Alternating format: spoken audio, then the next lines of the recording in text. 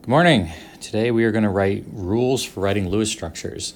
And I'm going to tell you a system which probably you didn't learn in high school. You probably learned how to write the simple molecules where it just sort of fits the Lewis dot diagram really easily. But you may or may not have learned how to do it more generically.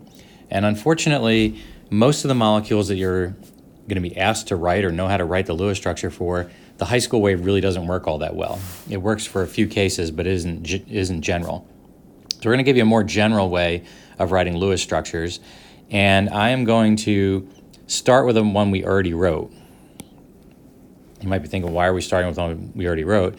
Just so you can see how this system works. All right, so let's take something like carbon dioxide. So here's how the system works. We always start with a skeletal structure.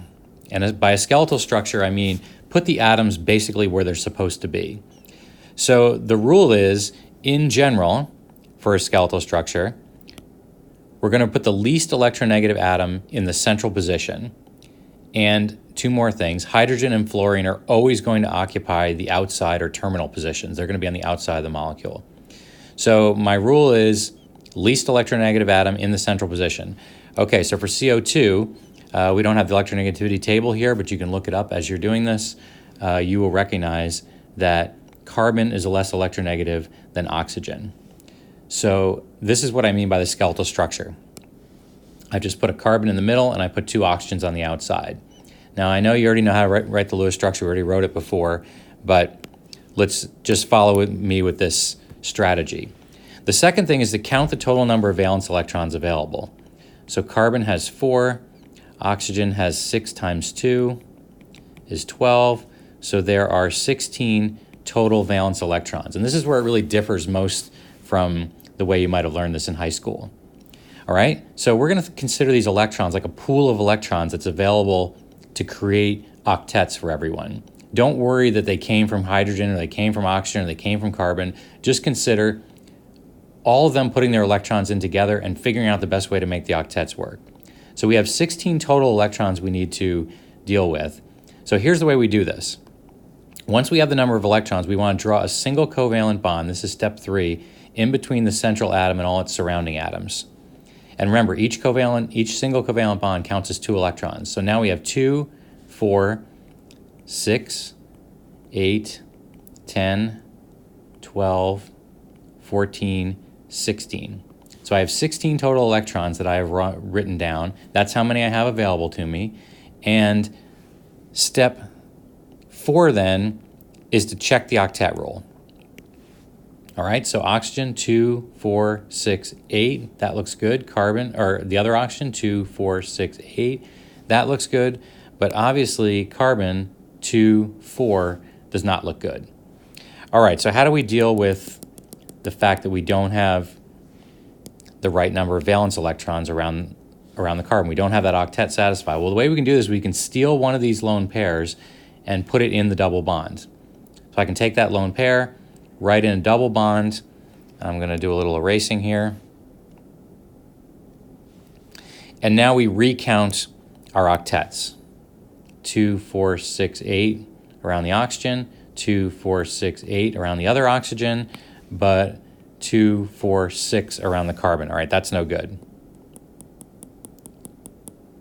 So we need to take another lone pair, steal that, put it in the double bond.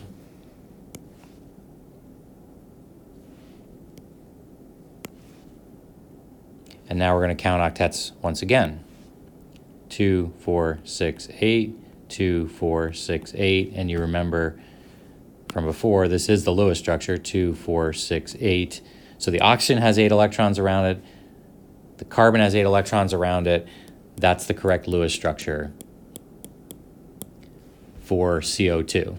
Now you might be saying, well, wait a minute, before you drew the molecule a little bit differently. You had a carbon with the oxygens with the lone pairs on top and the bottom. Okay, it's the same structure. Where I put the lone pairs doesn't really matter. The point is I have 8 electrons around every single atom. The octet rule is satisfied. That's the correct Lewis structure. All right, so let's just reiterate what we've done here. We're going to write the skeletal structure. We're going to put the least electronegative atom in the central position. Hydrogen and fluorine are always going to be on the terminal position. We're going to count the total number of valence electrons. We haven't dealt with cations and anions yet, but we'll just say we're going to count the number of valence electrons available. We're going to draw a single covalent bond between the central atom and each of the surrounding atoms, and then we're going to check the octet rule. And if we don't have the octet satisfied, we're going to steal a lone pair from one of these surrounding atoms and put it in the central atom. All right, that's our general strategy. Okay, so let's take another example, C2H4. All right, central atoms are going to be carbons, because we said hydrogens are always terminal atoms. We're going to put 4 hydrogens around the outside. That's my skeletal structure. Carbon contributes 4 times 2 is 8 valence electrons. Hydrogen is 1 times 4. That equals 4 more electrons. So I've got 12 total electrons that I have to deal with. So let's start putting in these single bonds. 2, 4, 6, 8, 10, 12. All right, now we want to check the octets. Last step in our process is always to check the octets. Well, the hydrogens are fine. They can only have 2 electrons around them. Carbon has 2, 4, 6, 8. That's okay. This one only has 2, 4, 6. That's not okay. So I need to take a set of these lone pairs and turn that into a double bond. All right, so I'm going to put a double bond there. I'm going to try to carefully erase this. There we go. Check the octets again. 2, 4, 6, 8 around that carbon, and 2, 4, 6, 8 around that carbon. Good, we've got it. All right, that's the correct Lewis structure for this molecule. We could rewrite it a little cleaner this way.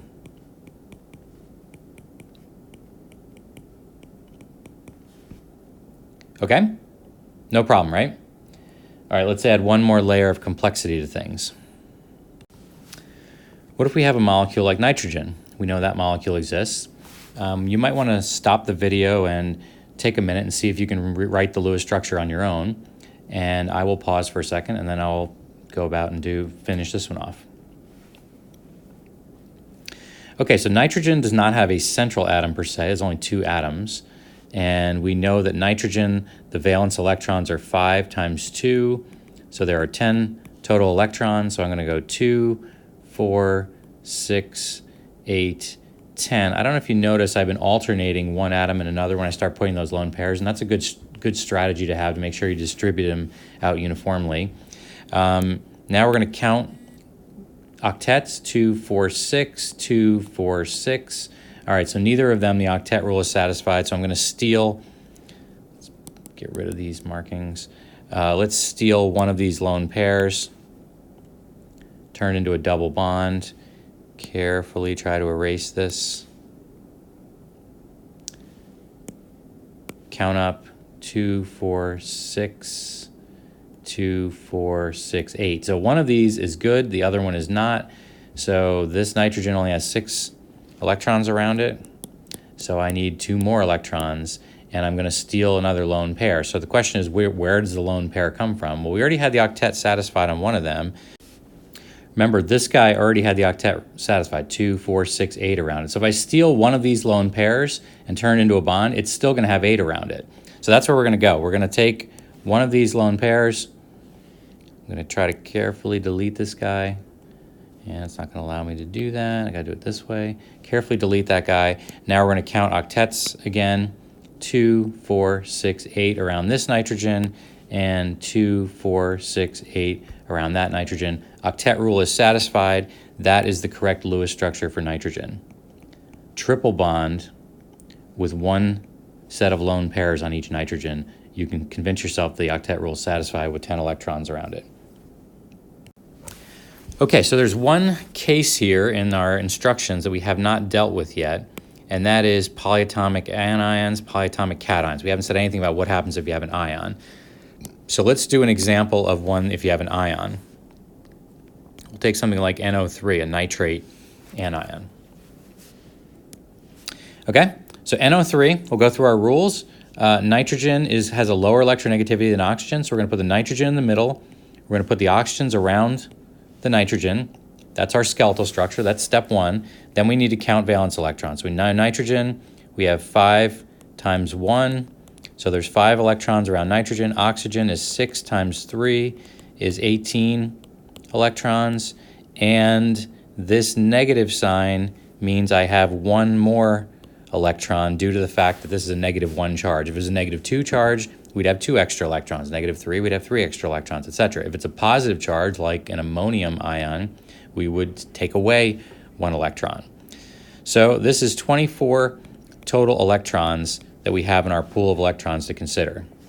All right, so we're going to keep going down. Step 3, single bond, 2, 4, 6, 8, 10, 12, 14, 16, 18, 20, 22, 24.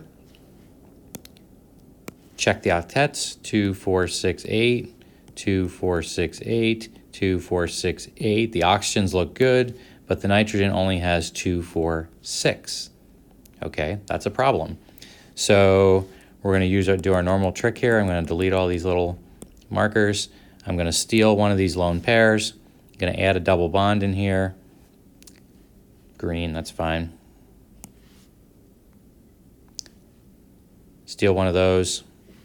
And now we'll count the octets again. 2, 4, 6, 8, 2, 4, 6, 8, 2, 4, 6, 8. Octets all look good. 2, 4, 6, 8. Now we've got 8 electrons around the central atom. Now we've got all of the bonds correct. All right, last step in terms of notation. I'm going to turn that into a black line. If we have an anion, we typically write this in a bracket, and we put a negative sign around the outside of it to indicate that it's actually a negatively charged ion. So the whole molecule is negatively charged. We use these square brackets with the charge on the negative sign to indicate that the whole molecule is actually a charged molecule. All right, so why don't we do this? Why don't you practice some of the molecules that I've given you in your practice page. Our last question you might ask yourself is, why did you put the double bond between this nitrogen and this oxygen? Why didn't you put it, say, here or over here? And that's going to be the subject of our next video, dealing with resonance and formal charge.